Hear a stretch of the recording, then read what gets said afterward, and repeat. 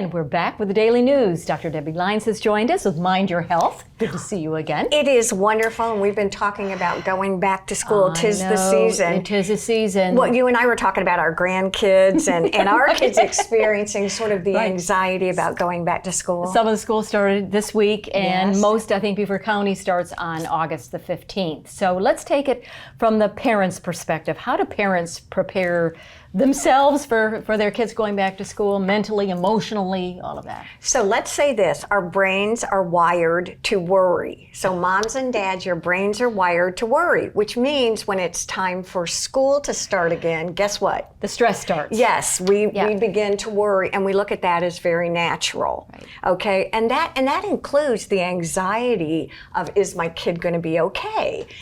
Is my kid going to make friends? Are the classes going to be too hard? And what about the teachers? Is the teacher going to like my child and make sure that my child is doing well and communicates with me? So all of those questions. It's fun, Robyn. This morning, today was the first day of school for some of the kids. Yeah. So this morning I had calls from 2 moms and dads. It was actually 2 moms. And the kids were, quote unquote, freaking out. You know, I have a tummy ache. Yeah. I know. Right. Right. Mm-hmm. And they were crying and what to do. And it's basically, if you can get them to stop. Mm-hmm. I know this sounds silly, but it really works. Take a deep breath. Here's what I do for the little kids. Have them lay down, pretend they're a piece of spaghetti. Okay? Right. And they squeeze everything like a piece of spaghetti. Tight, and then relax. Well, and I've heard, I love the theater, but right before you go on stage, you take your 2 hands and just push them together. That's exactly You put that tension in there, and then, breathe, and then when you relax, it just relaxes everything. Now, is that good for the parents as well, too? You know what? Here's the thing. I'm going to do something fun. This is your brain. This is the emotional part of your brain. Okay. Okay? Yeah. This is what makes us human. This is our executive function prefrontal cortex. Yeah. When it's like this, for all you parents out there, we're wonderful. Mm-hmm. However, when we get worried about our kids, we flip our lids. Right. We can't think. We're offline. Right.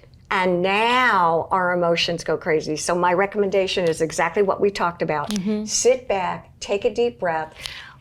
Ask yourself, am I really in danger? Are my kids really in danger? Or is this just my brain worrying? Well, and I have a daughter that teaches at the high school, and she has 3 boys. And one thing I notice about Amber is that she's been preparing the last couple of weeks. She's very organized, so she's got her lists, and so it's not like this mad rush that's, I've got to get the lunch boxes, I've got to figure out whatever, I've got to get everything together, I need to communicate with this, but that's the only way Amber functions. And what's interesting about that is that schedule, getting your kids in a routine of school again, right? Yes. So the mom I talked to this morning, the little boy was dead meat.